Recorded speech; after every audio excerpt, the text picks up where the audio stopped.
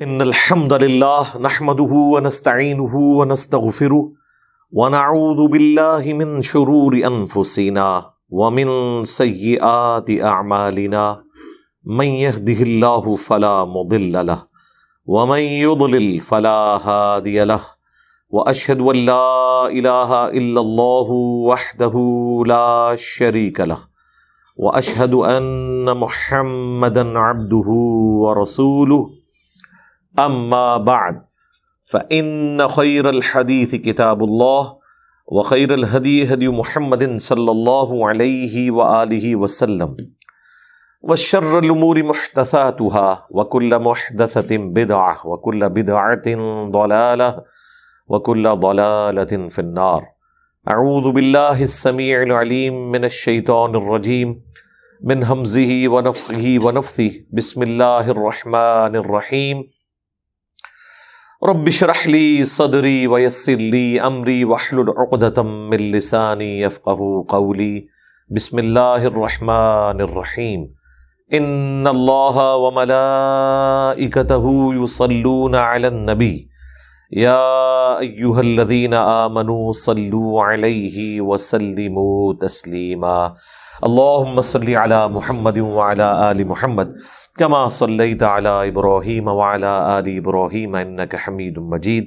اللهم بارك على محمد وعلى آل محمد كما باركت على إبراهيم وعلى آل إبراهيم إنك حميد مجيد. اللهم ربنا آتنا في الدنيا حسنة وفي الآخرة حسنة وقنا عذاب النار. ربنا آتنا من لدنك رحمة وهيئ لنا من أمرنا رشدا. لا إله إلا أنت سبحانك إني كنت من الظالمين. حسبنا الله ونعم الوكيل. يا حي يا قيوم برحمتك أستغيث ولا حول ولا قوة إلا بالله العلي العظيم. آمين. الحمدللہ آج 4 دسمبر 2022 کو سنڈے کے دن ہماری یہ قرآن کلاس نمبر 136 کی اسٹوڈیو ریکارڈنگ ہونے جا رہی ہے. پچھلی دفعہ گفتگو کنکلوڈ ہوئی تھی سورہ التوبہ کی آیت نمبر 31 کے اوپر. بہت کریٹیکل آیت تھی. آج انشاءاللہ ہم آیت نمبر 32 سے آنورڈ اپنی اس کلاس کو سٹارٹ کریں گے. اعوذ باللہ من الشیطان الرجیم. یریدون ان یطفئوا نور اللہ بافواہہم. یہ لوگ چاہتے ہیں کہ اپنی منہ کی پھونکوں سے بجھا دیں اللہ کے نور کو. یہاں اللہ کے نور سے مراد دین اسلام ہے. یعنی ایفرٹ پٹ کر رہے ہیں اپنی وہ اسلام کے آگے بند باندھنے کے لیے. اور منہ کی پھونکوں سے ظاہر ہے کہ وہ اسلام کے خلاف جھوٹے پروپیگنڈے کرتے ہیں. وہ منہ سے ہی ہوتا ہے. مختلف قسم کے جھوٹ عام کر دیتے ہیں ملائن کرنے کے لیے نبی الاسلام کی مبارک ذات کو، اسلام کو، قرآن کو. وَيَأْبَى اللَّهُ إِلَّا أَن يُتِمَّ نُورَهُ. اور اللہ تعالیٰ تو ان کی اس ایفرٹ کا انکار کرتا رہے گا.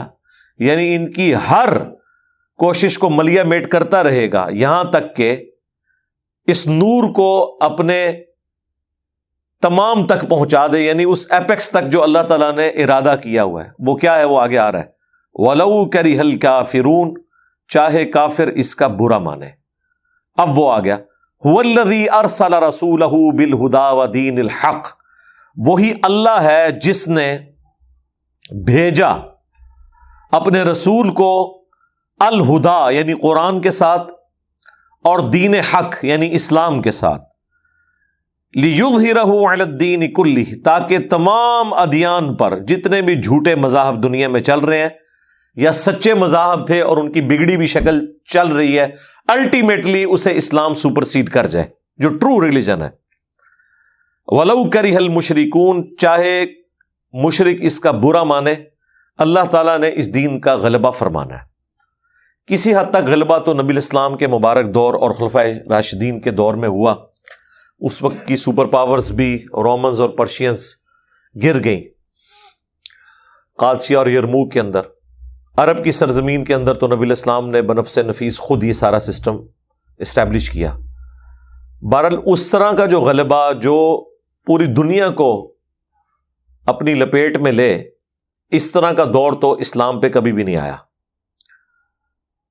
تو اس آیت کے اندر اشارتاً اس آخری خلافت کا بھی ذکر موجود ہے جو امام محمد مہدی کی ہوگی۔ کسی حد تک تو غلبہ ہوا، لیکن وہ والا غلبہ جو پوری دنیا کو سپرسیڈ کر جائے۔ دلائل کی روشنی میں تو نبی الاسلام نے خود فرما دیا، آج بھی دلائل میں اسلام کے محکم دلائل کا مقابلہ کسی کے پاس نہیں ہے۔ لیکن وہ والا غلبہ جو حکومت کے اعتبار سے ہو، وہ آخری خلافت قائم ہوگی امام محمد بن عبداللہ المہدی کی قرب قیامت میں۔ اس حوالے سے کئی ایک احادیث موجود ہیں امام مہدی کے اوپر۔ میں نے تفصیلی ویڈیو مسئلہ 127B امام محمد مہدی سے متعلق 12 احادیث ریکارڈ کروایا، اس میں میں نے قرآن کی اسی آیت کو کوٹ کیا تھا کہ اس کے اندر نبی علیہ السلام کی پریڈکشن موجود ہے آپ کے دین کے مکمل غلبے کی، اور اس کو سپورٹو وہ حدیث بھی ہے مسند احمد کے اندر جو مشکات میں 42 نمبر پہ ہے سٹارٹ ہی میں، کہ قیامت اس وقت تک قائم نہیں ہوگی جب تک کہ دنیا کے ہر گھر میں میرا پیغام نہ پہنچ جائے اور لوگ چاہتے ہوئے یا نہ چاہتے ہوئے اس دعوت کو قبول نہ کر لیں۔ یعنی وہ دعوت قبول کر لیں گے، قبولیت اس اعتبار سے بھی ہو سکتی ہے کہ سب کے سب لوگ ایمان لے آئیں، قبولیت اس اعتبار سے بھی ہو سکتی ہے کہ کچھ لوگ ایمان لے آئیں اور باقی لوگ جو ہیں وہ اسلام کے تحت زندگی گزاریں۔ بہرحال بخاری مسلم دونوں میں حدیث ہے کہ عیسیٰ ابن مریم تم میں اتریں گے عادل حکمران کی حیثیت سے، صلیب کو توڑ دیں گے، خنزیر کو قتل کر دیں گے، جزیہ موقوف کر دیں گے، ہر طرف مال کی ریل پیل ہوگی اور لوگ اسلام قبول کر لیں گے۔ لیکن ظاہر ہے کہ حضرت عیسیٰ علیہ السلام کے اس غلبے کے بعد، دجال کو قتل کرنے کے بعد، یاجوج ماجوج کے فتنے کو ایڈریس کرنے کے بعد وہ 40 سال امن کے گزریں گے۔ حضرت عیسیٰ علیہ السلام کے نزول کے حوالے سے بھی ویڈیوز الگ سے ریکارڈڈ ہیں، اس میں میں نے یہ ساری احادیث بیان کی ہیں۔ پھر وہ 40 سال زندگی گزارنے کے بعد شادی بھی کریں گے، بچے بھی ان کے ہوں گے، اور الٹیمیٹلی جب ان کی ڈیتھ ہوگی تو نبی علیہ السلام کی قبر مبارک کے ساتھ انہیں روضہ شریف میں دفن کیا جائے گا۔ جامعہ ترمذی میں حدیث موجود ہے، باقی ساری تفصیلات المستدرک للحاکم کے اندر ہیں، بخاری مسلم میں بھی کئی احادیث ہیں۔ حیات مسیح اور نزول مسیح علیہ السلام میں نے قرآن اور صحیح الاسناد احادیث کی روشنی میں ڈسکس کیا ہوا ہے۔ لیکن حضرت عیسیٰ علیہ السلام کی وفات کے بعد دوبارہ سے پھر آہستہ آہستہ اسلام کا زور ٹوٹتا جائے گا، کفر کا غلبہ ہوتا جائے گا۔ الٹیمیٹلی بالکل جب قیامت کا وقت قریب آئے گا تو بڑے کم لوگ ہیں جو ایمان والے رہ جائیں گے۔ وہ صحیح مسلم میں آتا ہے کہ جب تک ایک بھی اللہ اللہ کہنے والا دنیا میں موجود ہے قیامت قائم نہیں ہوگی، جب تک اللہ کا ماننے والا کوئی موجود ہے۔ اور پھر مسلم شریف میں ہے کہ ایک خوشبودار ہوا چلے گی، لوگوں کی بغل کے نیچے سے گزرے گی، اور اہل ایمان کی روح اللہ تعالیٰ قبض کر لے گا۔ پھر اس کے بعد صرف اہل کفر دنیا میں رہ جائیں گے اور قیامت ان کے اوپر قائم ہوگی۔ یعنی اللہ تعالیٰ ایمان کی اتنی قدر فرماتا ہے، اللہ کی غیرت یہ گوارا نہیں کرتی کہ اس پلانٹ ارتھ پہ ایک بندہ بھی ایسا موجود ہو جو اللہ کو یاد کر رہا ہو، اس کے باوجود قیامت آ جائے۔ یہ اللہ کے ذکر کی، اس پہ ایمان لانے کی برکات ہے۔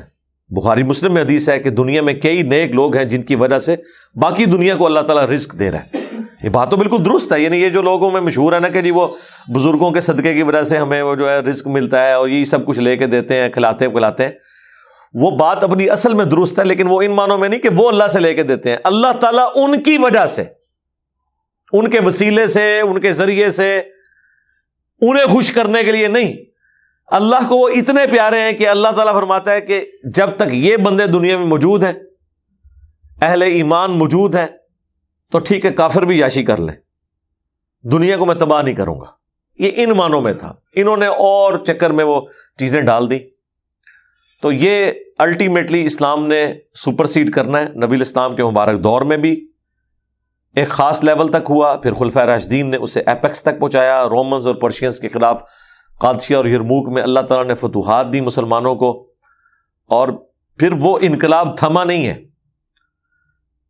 یہاں تک کہ جب کلونیل پاورز آئی ہیں اور مسلمانوں کی ساری حکومتیں انہوں نے ختم کر دی، آج سے آلموسٹ 100 سال پہلے تک تو کوئی اکا دکا اسلامی ملک رہ گئے تھے. یہ تو آج ہم 57-58 اسلامی ملک دیکھ رہے ہیں نا, یہ آزادی کے بعد ہیں. لیکن نبی علیہ السلام کا انقلاب ختم نہیں ہوا تھا. اس وقت بھی لوگ اللہ کے ماننے والے تھے, اگرچہ دنیا میں غلبہ نہیں تھا. رسول اللہ پر ایمان لانے والے تھے, 5 وقت نماز پڑھنے والے تھے. یہ جو نبی علیہ السلام نے انقلاب برپا کیا ہے نا, یہ دن بدن بڑھتا ہی چلا جا رہا ہے الحمدللہ. تو یہ اللہ تعالیٰ کا وعدہ ہے کہ اس نے اپنے رسول کو الہدا یعنی قرآن اور دین حق کے ساتھ مبعوث کیا تاکہ اسے تمام ادیان پر غالب کر دے, چاہے کافر لوگ اس کا برا مان جائیں. بہرحال پھر ان آیات کو لوگوں نے اس حوالے سے بھی یوز کیا کہ وہ اپنی جہادی تنظیموں کے لیے خلافت کے اعتبار سے وہ پھر دوسری ایکسٹریم پہ چلے گئے, وہ ایک الگ سے ٹاپک ہے. اب علماء کرام کے فضائل بیان ہونے لگے ہیں, یعنی یہود و نصارہ کے جو علماء کرام تھے, اور ڈیٹو کاپی آپ کو اپنے بھی علماء میں نظر آئے گی. اللہ کے فضل سے یہ امت پیچھے نہیں ہے کسی صورت بھی. بخاری مسلم دونوں میں حدیث ہے, تم میں وہی خرابیاں پیدا ہوں گی, تم بھی قدم با قدم بالشت بر بالشت اسی راستے پہ چل نکلو گے جس پہ اگلے لوگ چلے, حتیٰ کہ ان میں سے کوئی گوہ کے سوراخ میں داخل ہوا تم بھی وہی کام کرو گے. صحابہ کرام نے پوچھا کہ اس سے مراد کیا یہود و نصارہ ہیں کہ ہم ان کے ٹریک پہ چل پڑیں گے؟ تو آپ نے فرمایا اگر وہ لوگ مراد نہیں تو اور کون سے. اور اس کا شان ارشاد میں نے بتایا تھا, جامع ترمذی میں ہے کہ غزوہ حنین کے موقع پر نبی علیہ السلام ایک جگہ سے گزر رہے تھے, وہاں ایک درخت تھا جسے ذات انواد کہا جاتا تھا. وہاں پہ لوگ مشرکین عرب اپنا اسلحہ لٹکاتے تھے اور ان کا یہ عقیدہ تھا کہ اس کی برکت سے ہمیں جنگ میں فتح ہوگی. تو چند صحابہ نے کہا یا رسول اللہ آپ ہمارے لیے بھی ایک درخت مقرر کر دیں جہاں پہ ہم اپنا اسلحہ لٹکائیں اور برکات حاصل کریں. نبی علیہ السلام فرمایا سبحان اللہ, آج تو تم نے وہی بات کر دی. یہ محذوف تھا عما یشرکون, اللہ پاک ہے اس شرک سے جس کی طرف اب تمہارا خیال چلا گیا. تم نے تو وہی بات کر دی جو موسیٰ کے ماننے والوں نے کی. پھر نبی علیہ السلام نے سورۃ الاعراف کی آیت نمبر 138 کی تلاوت کی کہ جب موسیٰ علیہ السلام اپنے ساتھیوں کے ساتھ, پیغمبر موجود ہیں, ایک جگہ سے گزرے, انہوں نے دیکھا کہ بعض لوگ بتوں پر دھیان کیے ہوئے, اعتکاف کیے ہوئے بیٹھے ہیں. تو انہوں نے کہا اے موسیٰ علیہ السلام آپ ہمارے لیے بھی اللہ کا کوئی بت مقرر کر دیں کہ ہم اس پہ دھیان کریں. دیکھیں یہ دھیان والا سلسلہ بھی آپ ہندوؤں میں دیکھ لیں, وہ کہتے ہیں ہم بھی اسی بھگوان کو مانتے ہیں, وہ ایک ہے. یہ دھیان کرنے کے لیے ہم نے اسٹیچو بنائے ہوئے ہیں, اگرچہ ان کی کتابیں بھی کہتی ہیں کہ گاڈ کا اسٹیچو نہیں آپ بنا سکتے, تصویر نہیں بنا سکتے. تو موسیٰ علیہ السلام نے کہا تھا اس جاہل قوم سے میں اللہ کی پناہ میں آتا ہوں. تو نبی علیہ السلام نے فرمایا تم نے تو وہی کام ڈالا ہے. حالانکہ صحابہ کرام نے کسی درخت کی پرستش نہیں کی, صرف ایک مشورہ برکات کے لیے. نبی علیہ السلام نے کدھر جا کے اسے جوڑا ہے. اور یہ صراحتاً شرک اور کفر دیکھتے ہیں, وہ کہتے ہیں جی یہ تو آیتیں جو ہیں وہ جی مشرکین عرب کے بارے میں, ہمارے بارے میں تو ہے ہی نہیں ہے. وہاں کسی نے کہا یا رسول اللہ ہم نے کون سا درخت عبادت کے لیے مانگا تھا, ہم تو برکت کی بات کر رہے تھے, آپ نے کہاں کی بات کہاں جوڑ دی. نبی علیہ السلام تو اتنے سینسٹیو تھے. مسند احمد میں حدیث ہے اللہم لا تجعل قبری وثنا یعبد, اے اللہ میری قبر کو بھی بت نہ بننے دینا کہ لوگ اس کی عبادت شروع کر دیں. اپنی قبر کو بت کہہ دیا حضور نے کہ اگر میری قبر کو بھی کوئی سجدہ گاہ بناتا ہے گویا کہ مجھے بت بنا لیا اس نے. اب یہ ہوتے تو کہتے یا رسول اللہ آپ تو اللہ کے پیغمبر ہیں, آپ کہاں سے بت ہو گئے, یہ تو بتوں والی آیات آپ اپنے اوپر کیوں لگا رہے ہیں. دیکھا نا انجی کہانی کرا دینے نا, ٹھیک ہے. تو حالانکہ وہ بتوں والی آیات نہیں ہے, وہ بخاری میں کہ خوارج کافروں والی آیات مسلمانوں پہ لگاتے تھے. یعنی صحابہ کرام مسلمان تھے اور وہ صحابہ کو کافر کہتے تھے, اور معذرت کے ساتھ اس وقت مسلمانوں کو کافر یہی لوگ بنا رہے ہیں. جب کہہ رہے ہیں یہ گستاخ رسول ہیں تو کافر ہی کہہ دیا نا, جب کہہ دیا یہ مشرک ہیں تو کافر ہی کہہ دیا. لیکن یہ کہنے کا ایک مہذب انداز ہے, اس کے لیے چند ایک مخصوص الفاظ انہوں نے ڈیوائز کیے ہوئے ہیں. بھائی گستاخ رسول کا کیا مطلب ہے؟ گستاخ رسول مسلمان ہوتا ہے تو سیدھی طرح وہ کافر ہو, لیکن وہ ان کو پتا کہ یار یہ کہیں گے تو ہو سکتا ہے کوئی مقدمہ نہ قائم کر دے, جھڑے بڑھو نا پھر کو وہ, تو اتنی جرت کوئی نہیں کرتا. لیکن اندر ان کے اندر وہی عقائد و نظریات چل رہے ہوتے ہیں. اب یہاں پہ آپ کو علماء کا وہ جو کریکٹر ہے وہ بالکل کھل کے سامنے آئے گا, یعنی وہی خرابیاں. تو وہاں پہ ذات انوات والی جگہ پر نبی اسلام نے فرمایا تم بھی اگلے لوگوں کے پیچھے چل پڑو گے قدم با قدم, جو بخاری مسلم میں جو الفاظ تھے اس کا شان ارشاد وہ ذات انفات کا درخت تھا. لہٰذا پتہ چلا یہ جو حضور نے کہنا کہ یہود و نصارہ والی خرابیاں تمہارے میں آئیں گی، ان خرابیوں سے مراد پینٹ شرٹ نہیں ہے. ہاں بریلوی علماء کہتے ہیں اس سے مراد پینٹ شرٹ پہننا ہے، وہ فیشن کرو گے. حالانکہ یہ حدیث عقیدوں کے بارے میں تھی، چونکہ عقیدے خود مانے ہوئے تھے تو وہ کیسے کہہ سکتے تھے کہ ہمارے خلاف ہے. تو انہوں نے کہا نہیں جی وہ تو اس میں تو وہ تو ہم نے پھر بتایا کہ ترمذی میں اس کا شان ارشاد بھی موجود ہے. ویسے کہتے ہیں شان نزول دسو، لو سامبو، ہاں اے جی شان نزول ادا پھر شان ارشاد. تو انہی خرابیوں میں سے ایک خرابی ہے حرام خوری، یعنی یہ علماء کا ترہ امتیاز حرام خوری، نہ حق طریقے سے مال ہڑپ کرنا. حرام خوری سے مراد صرف یہ نہیں ہے کوئی سودی کام کر رہا ہے یا حرام چیز بیچ کے کاروبار کر رہا ہے. حرام خوری سے مراد یہ ہے کہ لوگوں کو آخرت کی لالچ دے کے اور ان کا مال بٹورنا، پیسے لے کے ان کی مرضی کے فتوے دینا، یہ ساری چیزیں حرام خوری ہیں. لو جی سنو پھر علماء کرام کے فضائل. یہ پڑھتے ہوئے یہ نہ سمجھیے گا کہ یہ یہود و نصارہ کے علماء ہیں. نبی علیہ السلام نے فرمایا کہ میری امت بھی پیچھے کوئی نہیں رہے گی ان سے، بالکل ڈیٹو کاپی، قدم بقدم بالش بر بالش. سنو جی پھر فضیلت. یا ایھا الذین آمنوا، اے اہل ایمان، ان کثیرا من الاحبار والرہبان، بے شک اکثر علماء اور صوفی، اور یہ ترجمہ میں اس لیے کر رہا ہوں تاکہ آپ کو سمجھ آئے. ویسے احبار وہ علماء ہوتے تھے جو علم کی گہرائی کو پہنچے ہوتے تھے، یعنی فقہ کرام، فقہ کرام استاذ العلماء، اور رہبان جو راہب تھے، جوگی صوفی. اکثر جو ہے نا لا یاکلون اموال الناس بالباطل، وہ ضرور کھاتے ہیں لوگوں کا مال باطل طریقے سے. وَيَصُدُّونَ عَن سَبِيلِ اللَّهِ، اور روکتے ہیں اللہ کے راستے سے. کتنی حیران کن بات ہے، پیسہ کھا رہے ہیں اللہ کا تعارف کروانے کا، لیکن اللہ کا کہہ رہا ہے یہ پیسے لے کے میرے نام کے اوپر میرے ہی راستے سے. یعنی وہ جس طرح آپ فلموں میں بھی دیکھتے ہیں نا کہ اینڈ پہ پتہ چلتا ہے کہ گیم کس نے ڈالی ہوئی ہے، وہ حکومتی کوئی بڑا ہی جو ہے سب سے بڑا مجرم نکل آتا ہے جو کسٹوڈین بنا ہوا ہوتا ہے. تو اللہ تعالیٰ نے دیکھے بتا دیا کہ علماء کتنی یعنی خدمت کر رہے ہیں دین کی، اور کسٹوڈین بنے ہوئے ہیں دین کے، کہ ان کی اکثریت جو ہے نا وہ حرام طریقے سے لوگوں کا مال کھا رہی ہے، باطل طریقے سے. اور اینڈ رزلٹ یہ ہے کہ مطلب ان کی دنیا تو برباد کی ہے، آخرت بھی برباد کر دی.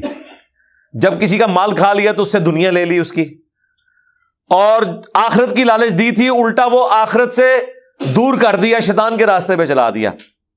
وَيَصُدُّونَ عَن سَبِيلِ اللَّهِ، اور روکتے ہیں اللہ کے راستے سے.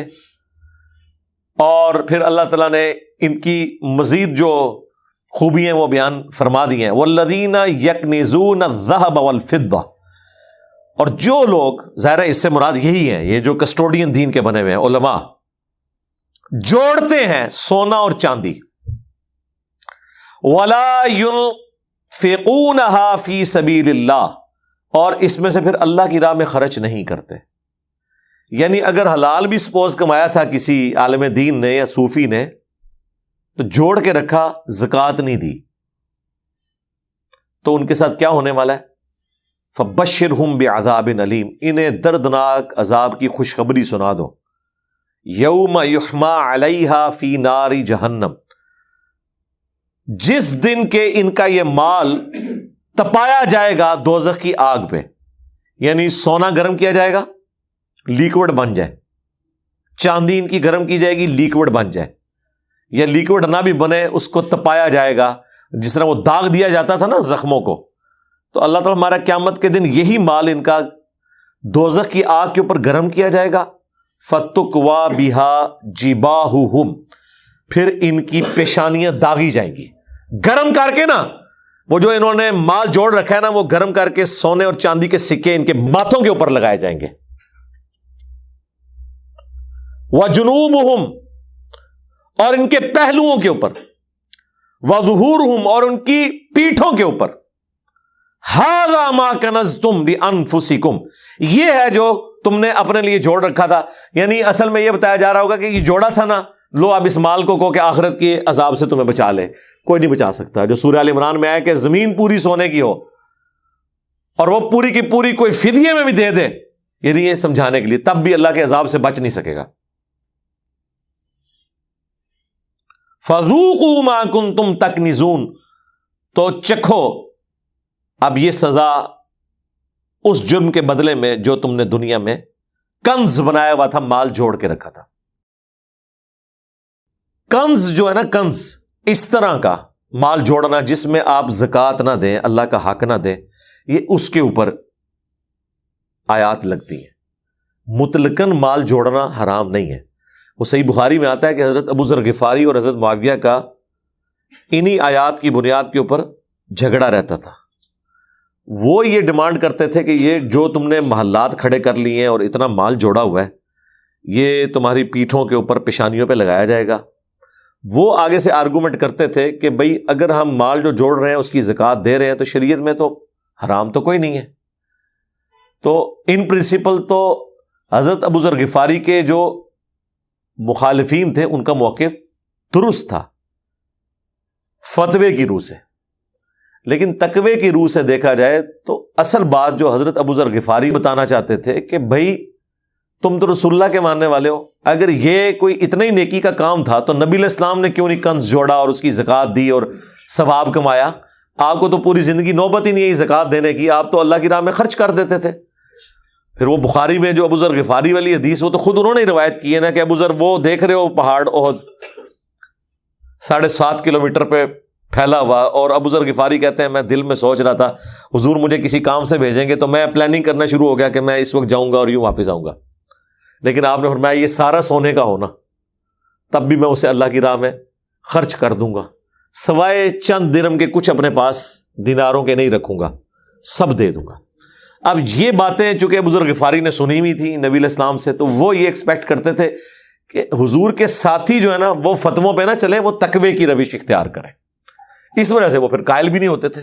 باقی اگر آپ نے تسلی کرنی ہے تو ابو ذر غفاری والا میرا کلپ دیکھ لیں، اس میں میں نے کافی ساری باتیں ان کے حوالے سے بیان کی ہیں کہ ان کا سٹانس بہت ہارڈ لائنر تھے. باقی ہمارے استاد نے ایک بات بڑی اچھی ایکسپلور کی، ڈاکٹر اسرار صاحب رحمہ اللہ نے، انہوں نے انہی آیات کے تحت آج کے ان تمام علماء کو شامل کیا ہے کہ جنہوں نے اپنا سورس آف انکم دین بنایا ہوا ہے اور پھر وہ کنز بنا کے رکھے ہوئے ہیں. وہ کہتے ہیں کہ جو لوگ دین سے کھا رہے ہیں نا وہ سبسسٹنس لیول پہ کھائیں گے، جس طرح نبی علیہ السلام کا بھی اللہ تعالیٰ نے بیت المال میں خمس کی شکل میں رکھ دیا تھا، عیاشی نہیں، سبسسٹنس لیول کے اوپر. صحیح بخاری میں آتا ہے کہ جب حضرت ابو بکر خلیفہ بنائے گئے تو وہ سامان اٹھا کے مارکیٹ میں جانے لگے تو لوگوں نے کہا حضرت امور خلافت کون دیکھے گا؟ انہوں نے کہا اگر میں کاروبار نہیں کروں گا تو اپنے بچوں کو کیسے پالوں گا؟ وہاں تو یہ نہیں تھا کہ اوپر دیکھا تو سونا، نیچے دیکھا تو سونا، اسے کام کوئی نہیں سنون دیتے، بعد ہی سونا دریافت ہوا ہے. تو پھر صحابہ نے مشورہ کر کے ان کا وظیفہ مقرر کیا، اور بخاری کے الفاظ ہیں کہ ابو بکر خلافت کے امور کو دیکھیں گے اور مسلمان ان کے گھر والوں کا خرچہ اٹھائیں گے. یعنی یہاں پہ پرائم منسٹر، آرمی چیف، صدر اپنے آپ کو مالک سمجھتا ہے، وہاں خلیفہ راشد کو بھی یہ کہا جا رہا ہے کہ اس کی روٹی پانی جو ہے نا ہم پوری کریں گے، یہ کام کرے اپنا. تو یہ جو ماڈرن ڈیموکریسی میں کنسپٹ ہے کہ جو حکمران ہے وہ عوام کو جواب دے، عوام نے حکمران رکھا ہوا ہے، نہ کہ حکمران نے عوام پالے ہوئے ہیں کہ وہ اس کی خدمت کرے. یہ بالکل خلفائے راشدین کے اندر نظر آتی تھی یہ چیز کہ جی ابو بکر کے گھر والوں کا خرچہ یہ اٹھائیں گے اور حضرت ابو بکر خلافت کے امور کو دیکھیں گے. تو اس سے آپ اندازہ کریں. تو ڈاکٹر سراج صاحب فرماتے تھے جو لوگ دین کی خدمت کر رہے ہیں نا، پھر وہ دین کی خدمت کے عوض جو چندہ اکٹھا کرتے ہیں، جو لوگ ان کی خدمت کرتے ہیں کہ جی یہ لیں اللہ کے دین کے لیے اگر ضرورت پڑے تو آپ اسے لگائیں، تو وہ اپنے اوپر پھر اتنا ہی لگا سکتے ہیں جس سے ان کی سبسسٹنس لیول کے اوپر لائف گزرے. میں نہیں کہتا کہ وہ فاقے کریں، ایٹ لیسٹ آج کے دور میں 50,000 سے کم کسی بھی امام مسجد کی تنخواہ نہیں ہونی چاہیے، خطیب حضرات کی 1 لاکھ سے کم نہیں ہونی چاہیے. لیکن یہ نہیں ہو سکتا کہ مسجد کے چندے سے وہ اتنا کھائیں کہ انہوں نے گاڑیاں بھی اب رکھ لی ہیں اپنی اتنی مہنگی مہنگی, اور ہر وقت ان کے بچے بھی ایک ایک نئی نئی گاڑی نکلوا کے پھرتے رہتے ہیں, اور دین کو زیرو کنٹریبیوشن کر رہے ہیں جس کے نام کا کھا رہے ہیں. اور اسی مدرسے میں بچے جو ہیں بیمار ہیں, ان کو دوائی لے کے دینے والا کوئی نہیں ہے, ان کے کپڑوں اور ان کی جوتیوں کا خیال رکھنے والا کوئی نہیں ہے. تو بڑا ظلم ہے نا. جن بچوں کے نام پہ کھا رہے ہو ان کے اوپر بھی تو کچھ لگاؤ, ان پہ کچھ بھی نہیں لگا رہے, سب کچھ اپنے اوپر. تو یہ وہ لوگ ہیں جن کے ساتھ وہی معاملہ ہونا ہے کہ ان کی پیٹھوں پہ, ان کے پہلوؤں پہ, ان کے ماتھوں کے اوپر یہ دولت گرم کر کے انہیں داغا جائے گا کہ یہ لو, یہ مال دنیا میں جوڑا تھا نا. اب یہ آیات تو یہ لوگ پڑھتے ہیں, لیکن وہی نا بلے شاہ سا مرنا نہ ہی گور پہ کوئی اور, وہ کہتے ہیں ساڑھے بارے تے ہی نہیں ہے. ایتے گزر گئے لوگ جڑے ہے سن ان کے بارے میں ہے. تو قرآن یعنی تم بھی ایتھیسٹ والی باتیں کر رہے ہو کہ یہ 1400 سال پرانے لوگوں کے لیے کتاب ہے, قیامت تک کے لیے کتاب ہے, جسے فٹ اسے گفٹ. مورل لاز تو کبھی بھی پرانے نہیں ہوتے, وہ محکم قوانین ہے اللہ تعالیٰ کے, وہ آج بھی اسی طریقے سے ویلڈ ہیں جس طرح کہ حضرت آدم علیہ السلام کے زمانے سے لے کے ابھی تک. مورل لاز, مورل لاز کیا ہے؟ جھوٹ نہیں بولنا, کسی کے ساتھ دھوکہ دہی نہیں کرنی, ماں باپ کے ساتھ اس نے سلوک کرنا ہے, بیوی بچوں کا خیال رکھنا ہے, کسی کو دھوکہ نہیں دینا. یہ وہ سارے مورل ویلیوز جو اسلام میں آتی ہیں, دین کے اندر آتی ہیں. تو یہ جو مال جوڑ رہے ہیں, ظاہر ہے مال وہ انہوں نے لوگوں سے ہی لے کے جوڑا ہوا ہے نا. تو یہ علماء کے بارے میں ہے, علماء سو کے بارے میں, تو ان کے اوپر آج بھی ویلڈ ہے. وہ آج بھی اسی طریقے سے مال جوڑ رہے ہیں اور اپنے اوپر لگا رہے ہیں, بجائے اس مال کو دین کی ترویج کے لیے خرچ کریں, وہ اپنے خزانے بڑھانے کے لیے خرچ کر رہے ہیں. اور اسی لیے آپ دیکھیں کہ جب یہ مرتے ہیں تو کتنا بینک بیلنس چھوڑ کے مرتے ہیں, یہ کتنی جائیدادیں بنی ہوئی ہوتی ہیں, اور ڈکلیئرڈ تنخواہ ان کی جو ہوتی ہے نا, وہ پوری زندگی کی بھی جوڑی جائے نا, تب بھی ایک پلاٹ کیا قبر کی جگہ بھی نہیں خرید سکتے جن جگہوں پہ ان کے پلاٹ ہوتے ہیں. تو اس کا کیا مطلب ہے کہ مطلب وہ کوئی جو ان کو تنخواہ ملتی تھی وہ ریپروڈکشن کا سلسلہ اس میں کوئی شروع ہوا تھا. ظاہر ہے ڈائریکٹ انہوں نے چندہ اپنے قبضے میں کیا ہوتا ہے, اپنے اوپر لگا رہے ہوتے ہیں.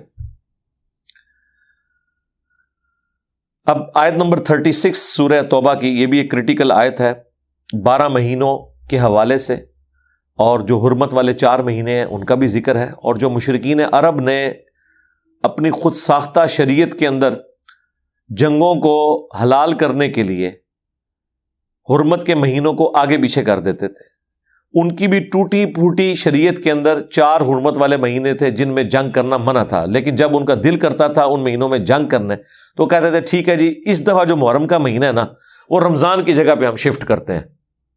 اب یہ تو نہیں ہو سکتا کہ محرم کے مہینے کو آپ رمضان میں شفٹ کر دیں, تو یوں وہ مہینوں کو آگے پیچھے کرتے رہتے تھے. اس کا ذکر یہاں پہ آ رہا ہے. اللہ تعالیٰ نے کہا یہ کفر ہے جو یہ کر رہے ہیں, انہوں نے اللہ کی شریعت کو بدلا ہے. اللہ کے نزدیک یہ بہت سینسٹیو ایشو ہے اس حوالے سے. حرمت والے جو مہینے ہیں وہ بخاری مسلم دونوں میں حدیث ہے کہ حرمت والے مہینے 4 ہیں, 3 کنزیکٹیو ہیں, ذوالقعدہ, ذوالحجہ اور محرم, اور چوتھا رجب. نبی الاسلام نے جو اپنے آخری خطبات میں سے خطبہ ہے نا, جو حجۃ الوداع کے موقع پر ایک آپ نے خطبہ دیا تھا میدان عرفات میں, اور اس سے اگلے دن 10 ذوالحجہ یوم النحر قربانی کے دن منا میں ایک خطبہ آپ نے دیا تھا. وہ خطبہ بخاری مسلم دونوں میں آیا, جس میں نبی الاسلام نے پوچھا تھا کہ بتاؤ آج کون سا دن ہے, یہ کون سا مہینہ ہے, یہ کون سا شہر ہے, اور صحابہ کرام خاموش رہے, اور انہوں نے کہا اللہ اور اس کا رسول بہتر جانتے ہیں. اور صحابہ کہتے ہیں ہم اس لیے کہہ رہے تھے کہ ہمیں یہ گمان ہوا کہ شاید نبی الاسلام آج کے دن, مہینے اور اس جگہ کا نام نہ بدل دیں کہیں, اس لیے ہم نے کہا اللہ اس کا رسول بہتر جانتے ہیں. تو پھر آپ نے فرمایا کیا یہ ذوالحجہ کا حرمت والا مہینہ نہیں ہے, کیا یہ شہر مکہ حرمت والا شہر نہیں ہے, اور آج کا یہ دن یوم النحر 10 ذوالحجہ کا دن, یہ بابرکت دن اللہ کے نزدیک حرمت والا دن نہیں ہے؟ سب نے کہا بلا یا رسول اللہ. پھر نبی اسلام نے فرمایا کہ جس طرح اس شہر مکہ, اس مہینے اور آج کے دن کی حرمت ہے نا, اسی طریقے سے ایک مسلمان کے لیے دوسرے مسلمان کی جان, مال, عزت, آبرو حرام ہے. یعنی جس طرح حقوق اللہ کے اعتبار سے تم سینسٹیو ہونا، اللہ کے نزدیک یہ بھی جرم ہے کہ تم کسی کے ساتھ زیادتی کرو، جان مال عزت آبرو کے اعتبار سے. جس طرح کہ کوئی شخص مکے کی حرمت پامال نہیں کرتا، اس مہینے کی حرمت کو پامال نہیں کرتا، اس دن کی حرمت کا خیال رکھتا ہے، اسی طریقے سے حقوق العباد کا بھی خیال کرے. اس میں یہ بھی الفاظ ہیں کہ زمانہ گھوم گھما کے پھر اسی جگہ پر واپس آ گیا جہاں اللہ تعالیٰ نے اس کو پیدا فرمایا تھا کہ سال کے 12 مہینے ہیں، ان میں سے 4 حرمت والے ہیں، 3 کنزیکٹو ذی-قعدہ، ذوالحجہ اور محرم، اور چوتھا جو ہے وہ رجب کا مہینہ. وہاں پہ آپ علیہ السلام نے یہ فرمایا تھا اور مہینوں کے نام بھی بتا دیے. پھر آپ نے اس میں یہ بھی فرمایا کیا میں نے اللہ کا پیغام تم تک پہنچا دیا؟ سب نے کہا بلا یا رسول اللہ، پہنچا دیا آپ نے، بلکہ آپ نے حق ادا کیا. پھر نبی علیہ السلام نے 3 دفعہ آسمان کی طرف انگلی کر کے صحابہ کی طرف کی، اللہم اشہد اللہم اشہد اللہم اشہد، اے اللہ گواہ رہنا گواہ رہنا گواہ رہنا. اور پھر آپ نے فرمایا اب جو لوگ یہاں موجود نہیں ان تک میرا یہ پیغام پہنچا دیں، وہ لوگ جو یہاں پہ موجود ہیں. اور بسا اوقات جسے بات پہنچائی جا رہی ہوتی ہے وہ زیادہ یاد رکھنے والا ہوتا ہے بنسبت اس کے کہ جو پہنچا رہا ہوتا ہے، ظاہر ہے اسے پھر زیادہ قدر ہوتی ہے. اور پھر دیکھ لیں اللہ نے جن لوگوں سے دین کا بڑے لیول پہ کام لیا وہ سارے اجمی تھے، امام بخاری ہو، امام مسلم ہو، امام ابو داؤد، امام ترمذی، یہ سب اجمی ہیں جن سے اتنے بڑے لیول کا اللہ تعالیٰ نے کام لیا. حدیثیں انہوں نے محفوظ کی، نبی علیہ السلام کی سنت کو محفوظ کیا اس حوالے سے. تو وہاں پر بھی نبی علیہ السلام نے کہا کہ وہ 12 مہینے ہیں، اور وہ کہ آگے پیچھے کرتے رہتے تھے، وہ اتنی دفعہ آگے پیچھے ہوئے کہ آٹومیٹکلی نبی علیہ السلام کی بعثت کی برکت سے جس سال حضور نے حج کیا نا، وہ آئٹریشن پرفارم ہو کے اوریجنل جگہ پہ واپس آ گئی ہوئی تھی. تو وہاں آپ نے پھر فکس کر دیا، پھر اس کے بعد کوئی اس میں کسی نے تبدیلی نہیں کی. آج تک ماشاءاللہ اسی طریقے سے معاملات چل رہے ہیں. ان عدت الشہور عند اللہ 12 شہرا فی کتاب اللہ، بے شک اللہ کے نزدیک مہینوں کی گنتی 12 ہے اللہ تعالی کی کتاب میں، لوح محفوظ میں، اللہ تعالی کے بنائے ہوئے ڈیوائن پلان کے اندر. یوم خلق السماوات والارض، جب سے اللہ تعالیٰ نے آسمانوں اور زمین کو پیدا کیا ہے مہینے 12 ہیں. اور یہ دیکھیں 12 مہینے آلموسٹ سارے کیلنڈرز میں چل رہے ہیں، چاہے لیونر ہو، سولر ہو، اس کے علاوہ بھی جو کیلنڈرز ہیں ان کے اندر. منہا 4 حرم، ان میں سے 4 حرمت والے ہیں جو میں نے بتایا، بخاری مسلم میں آ گیا. 4 مہینے ذی-قعدہ، ذوالحجہ اور محرم، اور اس کے بعد پھر بعد میں رجب. یہ 3 کنزیکٹو ہیں ایک الگ سے. ذالک الدین القیم، یہ ہے اللہ تعالیٰ کا قائم کردہ دین، یہ اللہ تعالیٰ کی شریعت ہے. فلا تظلموا فیہن، تو اس میں ظلم نہ کرنا ان مہینوں میں، انفسکم، اپنے آپ پر.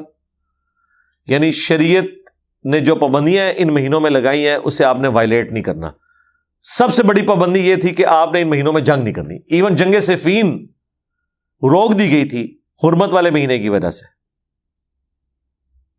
اب تو ایسے کوئی خیال ہی نہیں ہوتا، یعنی کہیں اسلامی حکومتوں کو خیال ہی نہیں ہوتا کہ یہ جو اپنی جنگیں یا آپریشنز لانچ کر رہے ہیں یہ حرمت والے مہینوں میں ہے بھی ہے یا نہیں. ان چیزوں کا خیال نہیں رکھا جاتا. اس میں ایک پلی مل جاتی ہے جو ساتھ ہی ذکر آ رہا ہے کہ اگر کافر یا اسلام کے دشمن آپ کے اوپر جنگ مسلط کر دیں حرمت والے مہینے میں، تو پھر آپ نے یہ نہیں کہنا کہ اس مہینے میں ہم نہیں لڑتے لہذا ہمیں مار دو. نہیں، پھر آپ نے لڑائی کرنی ہے. اس کا وبال ان کافروں پر ہوگا، ان باغیوں پہ ہوگا. وَقَاتِلُوا الْمُشْرِكِينَ كَافَّةً، اور جنگ کرو مشرکین کے ساتھ پورے زور کے ساتھ. كَمَا يُقَاتِلُونَكُمْ كَافَّةً، جس طرح کہ وہ سب کے سب تمہارے ساتھ جنگ پر آمادہ ہوتے ہیں تم بھی پوری اپنی تسلی کرو. وَاعْلَمُوا، اور جان لو، أَنَّ اللَّهَ مَعَ الْمُتَّقِينَ، بے شک اللہ تعالیٰ تقوی کی روش اختیار کرنے والوں کے ساتھ ہے. جو اللہ تعالیٰ کی شریعت کی پابندی کرنے والے لوگ ہیں ان کے ساتھ ہے اللہ تعالیٰ، جو اللہ سے ڈرنے والے ہیں. انما النسیء زیادۃ فی الکفر، حرمت والے مہینوں کو ہٹا دیتے ہیں اور اضافہ کرنا ہے کفر میں. زیادۃ فی الکفر یضل بہ الذین کفروا، اور اس کے ذریعے گمراہ کیے جاتے ہیں وہ لوگ جو کافر ہیں. وہ جو میں نے بتایا یہ مہینوں کی گنتی آگے پیچھے کرتے تھے وہ ساتھ آ بھی جائے گا. یحلونہ عاما ویحرمونہ عاما، حلال کر دیتے ہیں ایک مہینے کو ایک سال اور حرام کر دیتے ہیں اس کو دوسرے سال. وہ کیوں کرتے ہیں؟ گنتی پوری کرنے کے لیے. لیواطئوا عدۃ ما حرم اللہ، تاکہ وہ گنتی پوری کر دیں حرمت کے مہینوں کی جو اللہ کے ہاں ہے. وہ 4 کی گنتی وہ سال میں، یعنی انہوں نے 4 مہینے پورے کر دینے کسی طریقے سے. وہ چاہے اللہ کے بتائے ہوئے مہینے تھے یا نہیں تھے، انہوں نے کہا جی 4 کی گنتی ہم پوری کر دیں گے. زین لہم سوء اعمالہم، اس طرح آراستہ کر دیے گئے ان کے لیے ان کے برے اعمال. واللہ لا یہدی القوم الکافرین، اور اللہ تعالی کفر اختیار کرنے والوں کو جو جان بوجھ کے کفر اختیار کرتے ہیں انہیں کبھی ہدایت نہیں دیتا. یعنی یہ ہدایت زبردستی نہیں ہوگی، کوشش کرنے والوں کے لیے ہوگی. اور جو آنکھیں بند کر کے لیٹے ہوئے ہیں انہیں کبھی اللہ تعالیٰ جگائے گا نہیں. ہاں جو سوئے ہوئے ہیں انہیں جگایا جائے گا، اگر اٹھنا چاہیں تو اٹھ جائیں. اور جو اٹھنے کے لیے تیار نہیں ہے وہ جو مرضی ہو جائے، وقت کا پیغمبر بھی موجود ہو، اللہ کی وحی بھی نازل ہو رہی ہو، تب بھی ہدایت قبول نہیں کریں گے. اس کی واضح مثال ابو جہل ہے، ابو لہب ہے. ابو لہب تو ہاشمی تھا، نبی الاسلام کے خاندان سے تھا، لیکن دیکھ لیں ٹس سے مس نہیں ہوا. حالانکہ نبی الاسلام کا پورا کریکٹر بچپن سے لے کے بعثت تک ان کے سامنے تھا، اس کے باوجود انہوں نے حق کو قبول نہیں کیا. اور جن کی قسمت میں حق تھا وہ سلمان فارسی جیسے لوگ کہاں سے چلے. سلمان فارسی فارس سے چلے اور مکے تک پہنچ کے نبی الاسلام پر ایمان لے آئے. جو کوشش کرنے والے ہیں والذین جاہدوا فینا لنہدینہم سبلنا، جو لوگ بھی ہماری راہ میں کوشش کریں گے ہدایت کی راہیں کھل جائیں گی. ایسی راہیں کھلیں گی کہ کہیں نہ کہیں سے وہ خود بخود حق بات تک پہنچ جائیں گے. اور جو کفر کی روش اختیار کرنے والے جان بوجھ کے، ان کو اللہ تعالیٰ ہدایت نہیں دیں گے. اب میرے بھائیو یہ جو آیت نمبر 38 سے آن ورڈ مسلسل آلموسٹ 90 کے قریب آیات غزوہ تبوک کے حوالے سے، جو میں نے سورہ التوبہ کے سٹارٹ میں غزوہ تبوک کا تعارف کروا دیا، بار بار اسے ریپیٹ کرنے کی ضرورت نہیں ہے. اور اس وقت جو حالات و واقعات چل رہے تھے، کمزور ایمان والے، منافقین، اہل ایمان، ان سب کی روش کیا تھی وہ آپ کو مکمل اس کے اندر نظر آئے گی. اور آپ کو یہ بھی نظر آئے گا کہ اس زمانے میں بھی سب لوگ ایک طرح کے نہیں تھے. مضبوط ایمان والے بھی تھے، کمزور ایمان والے بھی تھے، اور اسلام کے نام پر منافقین بھی اس دعوت حق کے اندر داخل ہوئے تھے، جو کہ اسلام کو نقصان پہنچانے والے تھے. یا ایھا الذین آمنو، اے وہ لوگو جو ایمان لائے ہو، ما لکم، کیا ہو گیا ہے تمہیں، اذا قیل لکم انفروا فی سبیل اللہ، کہ جب تم سے کہا جاتا ہے کہ نکلو اللہ کے راستے میں. اچھا، اب یہ بڑی سخت آیات آ رہی ہیں، لیکن یہ یاد رکھیے گا یہ سخت آیات کامل الایمان مومنین کے لیے نہیں ہے، بلکہ ان لوگوں کے لیے جنہوں نے اسلام کا لبادہ اوڑا ہوا تھا، نعرہ لگانے میں سب سے آگے تھے، لیکن ان کے عقیدے گمراہی کے اوپر مبنی تھے. یا اس سے مراد وہ لوگ ہو سکتے ہیں جو ہے تو مؤمن تھے لیکن کمزوری ایمان کا شکار تھے. ضروری نہیں منافق ہوں، کمزوری ایمان کا شکار بھی ہو سکتے ہیں. جو کامل الایمان مومنین تھے ان کی حالت تو یہ تھی کہ بخاری مسلم میں آتا ہے کہ حضرت علی کو نبی الاسلام نے تبوک کے موقع پر مدینہ شریف عورتوں اور بچوں کے اوپر چھوڑا تو انہوں نے رونا شروع کر دیا، یا رسول اللہ میں آپ کے ساتھ جاؤں گا. حالانکہ اتنی مشکل جنگ، 700 کلومیٹر کا ریگستانی سفر، اور دنیا کی سب سے بڑی سپر پاور سے ٹکرانا، اور وہ اونٹوں پہ یا پیدل سفر کرنا ہے. لیکن اہل ایمان تو جنت کی تلاش میں ہوتے تھے. تو نبی علیہ السلام نے فرمایا کیا تم اس بات پہ راضی نہیں کہ تمہاری میرے ساتھ وہی نسبت ہے جو ہارون کی موسیٰ کے ساتھ، مگر میرے بعد کوئی نبی نہیں. یعنی موسیٰ علیہ السلام جیسا کہ کوہ طور پر گئے تو ہارون علیہ السلام کو چھوڑ کے میں تمہیں عورتوں اور بچوں کے اوپر اپنے نائب کی حیثیت سے یہاں پہ چھوڑ کے جا رہا ہوں مدینہ شریف میں. تو اہل ایمان بھی تھے. فی سبیل اللہ ثاقلتم الی الارض، جب تمہیں کہا جاتا ہے نا کہ اللہ کی راہ میں نکلو تو زمین کے ساتھ جھک جاتے ہو، یعنی گویا کہ زمین نے تمہارے پاؤں پکڑ لیے ہیں، بوجھل ہو گئے ہیں، من کے پاؤں ہو گئے ہیں. اب نکلنا پڑ رہا ہے نا تو جان بھی جا سکتی ہے. اس ڈر کی وجہ سے تم جہاد میں نکلنے کو اس سے کنی کترا رہے ہو. ارضیتم بالحیات الدنیا من الآخرہ، کیا تم نے دنیا کی زندگی کو پسند کر لیا ہے آخرت کے مقابلے میں؟ یعنی دین میں جو ڈھیلا ہوتا ہے نا، اس کی اصل وجہ یہی ہوتی ہے کہ وہ دنیا کی زندگی کی منفعت چاہ رہا ہوتا ہے. اگر واقعی وہ آخرت چاہنے والا ہو نا تو اتنی ایفرٹ پٹ کرے جتنی دنیا کے لیے کرتا ہے، جبکہ یہ مان بھی رہا ہو کہ آخرت وللآخرۃ خیر و ابقی، آخرت بہتر بھی ہے اور ہمیشہ رہنے والی بھی ہے. تو پھر تو اسے دنیا کو لائبلٹی سمجھنا چاہیے، آخرت ایسٹ ہونا چاہیے. فما متاع الحیات الدنیا فی الآخرۃ الا قلیل. تو یہ کان کھول کے یہ بات سن لو کہ دنیا کے جو برتنے کا سامان ہے وہ آخرت کے مقابلے میں تو بہت قلیل ہے. اور اس کو تو نبی الاسلام نے مثال سے بیان فرمایا. صحیح مسلم کی حدیث ہے، دنیا اور آخرت کی مثال ایسی ہے جیسا کہ کوئی شخص سمندر میں انگلی ڈبوئے، اس کے ساتھ جتنا پانی لگتا ہے نا، یہ دنیا کی زندگی اور سمندر انفینٹ، یہ آخرت کی زندگی ہے. تو وہ تو اس کے مقابلے میں شاہی کوئی نہیں. الا تنفروا يعذبكم عذابا علیما. دیکھو اگر تم نہیں نکلو گے تو اللہ تعالیٰ تمہیں دردناک عذاب دے گا. دنیا میں بھی دے سکتا ہے، دنیا میں نہ بھی ملا، آخرت میں تو ملنا ہی ملنا ہے. وَيَسْتَبْدِلْ قَوْمًا غَيْرَكُمْ، اور تمہاری جگہ اور قوم لے آئے گا، تمہیں بدل دے گا ایک اور قوم سے. وَلَا تَضُرُّوهُ شَيْئًا، اور تم کچھ نہیں بگاڑ سکو گے اللہ کا. ظاہر اللہ کا کون بگاڑ سکتا ہے؟ سورہ محمد میں تو یہاں تک آیا کہ اللہ تعالیٰ پھر تمہاری جگہ ایسے لوگوں کو لے آئے گا جو کسی ملامت کرنے والے کی ملامت کی پرواہ نہیں کریں گے، وہ کمیٹڈ ہوں گے اللہ کے ساتھ. تو دیکھیں کسی درجے میں تو ہو گیا. قادسیہ اور یرموک جو بڑی جنگیں تھیں ان میں اکثریت تو تابعین کی تھی نا.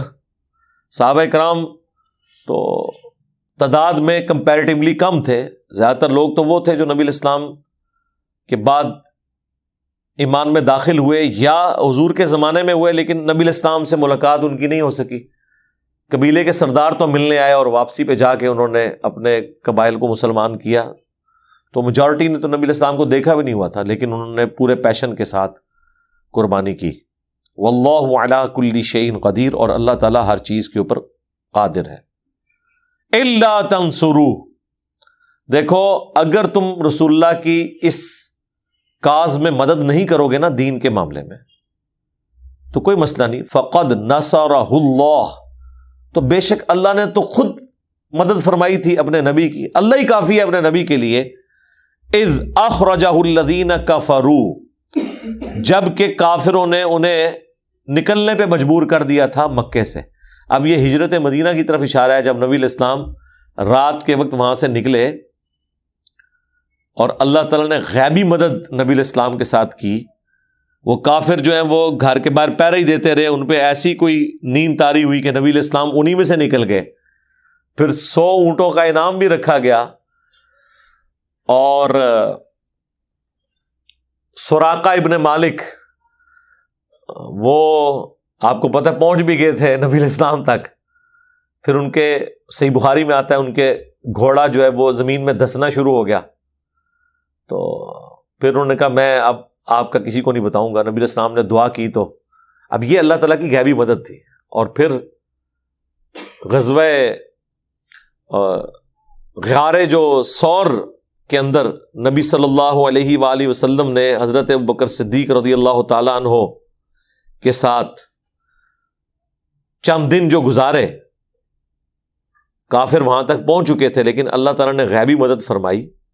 بخاری مسلم میں موجود ہے، حضرت ابوبکر نے کہا یا رسول اللہ اگر یہ اپنے پاؤں کی سیدھ میں دیکھیں تو ہمیں یہ دیکھ لیں گے، یعنی وہ ان کے پاؤں غار کے باہر نظر آ رہے تھے اندر والوں کو، یعنی وہ اگر یوں کر کے اپنے پاؤں کی سیدھ میں دیکھیں تو ہمیں دیکھ لیں گے۔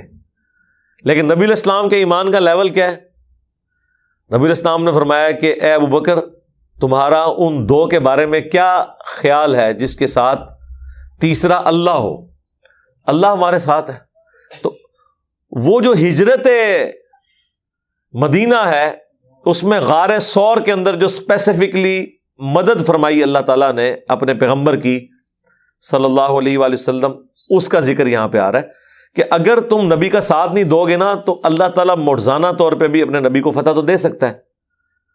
اور وہ وقت یاد کرو جب اللہ کے نبی علیہ السلام مکے سے نکل رہے تھے، مکے والوں نے انہیں نکال دیا، اذ اخرجہ الذین کفروا، کافروں نے مجبور کیا کہ وہ نکل جائیں وہاں سے، ثانی اثنین، آپ دوسرے تھے دو میں سے، یعنی نبی علیہ السلام تھے اور ایک اور شخص۔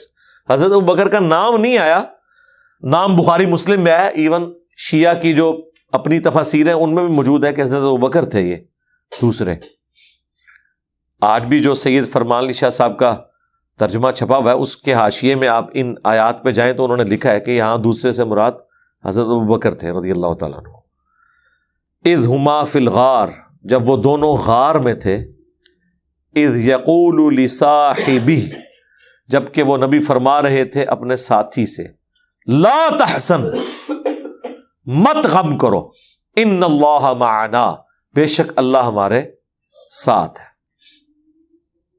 آپ ذرا نبی کا کانفیڈنس لیول دیکھیں جی، یعنی یہ نبی کے لیول کا ایمان کسی کا نہیں ہو سکتا۔ بالکل دشمن کو سامنے دیکھ کے بھی، چونکہ اللہ نے وعدہ کیا ہے کہ آپ کے ذریعے غلبہ ہونا ہے، آپ کو اللہ تعالیٰ بچائے گا، ان کا دل ایمان کے اوپر تھکا ہوا ہے، اللہ کے وعدوں کے اوپر۔ حضرت ابوبکر کا بھی کوئی ایمان چھوٹے لیول کا تو نہیں تھا، لیکن بہرحال دیکھ لیں ادھر متزلزل تو ہوئے ہیں وہ، تبھی تو حضور نے تسلی دی ہے۔ اور بخاری مسلم میں تو آگے الفاظ ہیں کہ تمہارا ان دو کے بارے میں کیا خیال ہے جن کے ساتھ تیسرا اللہ ہے۔ فَأَنزَلَ اللَّهُ سَكِينَتَهُ عَلَيْهِ، تو اللہ تعالیٰ نے اپنی تسکین، سکینت نازل فرمائی ان پر، وَأَيَّدَهُ بِجُنُودٍ لَّمْ تَرَوْهَا، اور مدد فرمائی ایسے لشکروں سے جو نظر نہیں آتے تھے، وَجَعَلَ كَلِمَةَ الَّذِينَ كَفَرُوا السُّفْلَىٰ، اور اللہ تعالیٰ نے کافروں کی بات کو سرنگوں کر دیا، ذلیل کر دیا ان کے ارادوں کو، ان کے جو دعوے تھے، ان کی باتیں، وہ اللہ تعالیٰ نے ملیا میٹ کر کے رکھ دی۔ وَكَلِمَةُ اللَّهِ هِيَ الْعُلْيَا، اور اللہ ہی کی بات کو ہمیشہ سر بلند رہنا ہے، اللہ ہی کی بات بلند ہوئی پھر۔ وَاللَّهُ عَزِيزٌ حَكِيمٌ، اللہ تعالیٰ غالب ہے، حکمت والا ہے۔ غالب اتنا ہے کہ نبی کا ساتھ کوئی نہ بھی دے، ایون خود نبی بھی نہ ہو تب بھی اللہ تعالیٰ اپنے دین کو غالب کر سکتا ہے۔ لیکن حکمت یہ ہے کہ وہ چاہتا ہے کہ اپنے بندوں کے ذریعے دین کا کام لے، دین کا غلبہ کروائے۔ یعنی یہ جو حکمت ہے نا، حکمت والی خوبی اور اللہ کا العزیز ہونا، یہ بیلنس ہے۔ عزیز غالب، یعنی غالب اتنا جو چاہے کر سکتا ہے، لیکن اس کے باوجود کچھ ہوتا ہوا جب نظر نہیں آ رہا آپ کو تو اس کے پیچھے اللہ کی حکمت ہے۔ حکمت یہ ہے کہ اس نے اپنا تعارف پیغمبروں کے ذریعے کروایا، اہل ایمان کی ڈیوٹی لگائی کہ انہوں نے دین کا کام کرنا ہے، ورنہ اللہ محتاج نہیں تھا۔ یہ اللہ کا ڈیوائن پلان ہے۔ جس طرح اللہ تعالیٰ نے انسان کی پیدائش کا ذریعہ ماں باپ کو بنایا، اللہ کے لیے کوئی مشکل تھا؟ ماں باپ کے بغیر بھی اولاد پیدا ہو سکتی تھی، بنے بنائے نوجوان بچے آسمان سے گرائے جا سکتے تھے، لیکن یہ اللہ تعالیٰ کا ڈیوائن پلان ہے۔ تو یہاں پہ بھی اللہ تبارک و تعالی غالب ہے، حکمت والا ہے۔ انفروا خفافا وثقالا، جہاد کے لیے اب نکلو ہر حال میں، چاہے ہلکے ہو یا بوجھل ہو، یہ تو اب جہاد تمہیں کرنا ہے۔ اچھا، یہ نفیر عام نبی علیہ السلام کے زمانے میں کوئی اگر قتال ہے نا جس کے اوپر اللہ تعالیٰ کی طرف سے یہ فتویٰ آ گیا کہ جو یہ قتال میں شامل نہیں ہوگا وہ کافر اور منافق ڈکلیئر ہو جائے گا، وہ غزوہ تبوک تھا۔ اس سے پہلے جتنے غزوات ہوئے نا، غزوہ بدر، احد، اس میں نفیر عام نہیں تھی۔ جو شریک ہونا چاہتا تھا ہو لے، جو نہیں ہونا چاہتا تھا نہ ہو۔ اس لیے وہاں آپ کو یہ ساری چیزیں نظر نہیں آئیں گی۔ غزوہ تبوک کے اندر پھر چونکہ مین پاور بہت زیادہ تھی، وہاں 1.5 لاکھ کی فوج، تو یہاں بمشکل 30,000 کا لشکر نبی علیہ السلام کا تیار ہوا، اور وہ بھی اس لیول کا نہیں تھا۔ وہ صدیوں کی سپر پاور، ان کے پاس سارے ریسورسز، ان کی ریزرو آرمیز ہی کتنی تھی، عرب کے بارڈر کے اوپر آ کے وہ للکار رہے تھے، کیونکہ اس سے پہلے وہ غزوہ موتا ہو چکا ہوا تھا، خالد ابن ولید والا، جو نبی علیہ السلام کے ایک قاصد کو قتل کر دیا گیا تھا۔ اس کی وجہ سے نبی علیہ السلام نے پھر بھیجا تھا زید ابن حارثہ کو، اور عبداللہ بن رواحہ بھی اس میں شہید ہوئے، حضرت زید بھی شہید ہو گئے، حضرت جعفر طیار حضرت علی کے بھائی بھی شہید ہوئے، اور پھر خالد بن ولید وہ فوج بچا کے لے آئے۔ اب ظاہر ہے وہ ابھی مشن مکمل نہیں ہوا تھا، اس لیے پھر نبی علیہ السلام خود تشریف لے گئے غزوہ تبوک کے موقع پر۔ وہ جنگ بہرحال ہوئی نہیں ہے، جب حضور پہنچے تو وہ پہلے ہی بھاگ گیا۔ اب ظاہر ہے جب اتنا بڑا ایک بادشاہ جس کی اتنی فورس ہو وہ بھاگ جائے، تو جس کی وجہ سے وہ بھاگا ہے تو اس کی دھاک تو بیٹھ گئی۔ پھر نبی علیہ السلام 40 دن تک پھر عرب کے بارڈر پہ رہے ہیں تبوک میں، اور وہاں جتنے قبائل تھے ان کے ساتھ معاہدے کیے حضور نے۔ کچھ لوگوں نے کہا ہم آپ کا ساتھ دیں گے، اور کچھ نے کہا ہم نیوٹرل رہیں گے، نہ آپ کا ساتھ نہ ان کا، لیکن آپ کے خلاف کسی کا ساتھ نہیں دیں گے، کیونکہ انہیں نظر آ گیا تھا کہ بھائی یہ کوئی اور ہی دعوت کھڑی ہونے والی ہے۔ ورنہ میں اکثر کہتا ہوں کہ یرموک کی تو ضرورت ہی نہیں پڑنی تھی، رومن امپائر کے خلاف فیصلہ کن جنگ تبوک ہی ہو جانی تھی، حضور کی مبارک زندگی میں یہ غلبہ ہو جانا تھا۔ وہ تو اس کی عقل مندی تھی کہ وہ بھاگ گیا، لیکن یہ عقل مندی کے ساتھ ظاہر ہے کہ لوگوں نے بزدل بھی تو کہا نا کہ جناب پہلے تو بڑا للکار رہا سے تو ہوں نس گئے، میدان جنگ میں مقابلہ بھی نہیں کر سکا۔ تو یہ نفیر عام تھی، اس لیے کہا گیا کہ جو نہیں نکلے گا منافق ہی ڈکلیئر ہوگا، الا یہ کہ کوئی مریض ہے، بیمار ہے، بوڑھا، وہ آگے آ جائے گا۔ بہرحال اگر نہیں نکلو گے نا، تمام حالات تمہارے لیے فیوریبل ہیں، اس کے باوجود نہیں نکل رہے، تو حکم دیا جا رہا ہے کہ نکلو ہر حال میں اللہ کی راہ میں، ہلکے ہو یا بوجھل دل کے ساتھ۔ وجاہدوا باموالکم، اور جہاد کرو اللہ کی راہ میں اپنے مال سے، وانفسکم، اور اپنی جانوں سے، فی سبیل اللہ، اللہ کی راہ میں۔ یعنی یہاں پہ ظاہر قتال کا ذکر ہو رہا ہے کہ مال بھی اللہ کے لیے، اور پھر جان بھی دینی پڑ جائے تو نبی علیہ السلام کے ساتھ تم نے جانا ہے۔ ذالکم خیر لکم، یہی تمہارے لیے بہتر ہے، ان کنتم تعلمون، اگر تم جانتے ہو، یعنی اگر تمہیں دنیا کی زندگی کی حقیقت پتہ ہے اور آخرت کی کامیابیوں کا اندازہ ہے نا، تو پھر سمجھ لو کہ جو اس جنگ میں مارا گیا تو شہید ہے، زیادہ تر کیا انسان نے مرنا ہی ہے نا۔ اور امام حسین علیہ السلام کا قول میں کہتا ہوں جی کمال ہے کہ اگر زندگی کا انجام موت ہی ہے تو شہادت سے بیسٹ کوئی آپشن نہیں ہو سکتا۔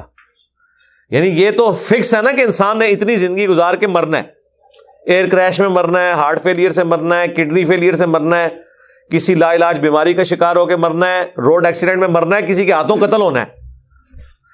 تو جب دنیا سے ایگزٹ لکھا ہوا ہے تو سب سے بیسٹ ایگزٹ یہ ہو سکتا ہے کہ اللہ کی راہ میں کو مر جائے، اس سے بہتر کوئی ایگزٹ نہیں ہو سکتا۔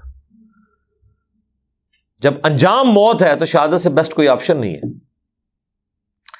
لو کان عرضا قریبا، اگر کوئی مال قریب ہوتا، کوئی ماٹھی سی کوئی آرمی ہوتی، اس سے جنگ کرنی ہوتی اور مال غنیمت بہت زیادہ ہوتا،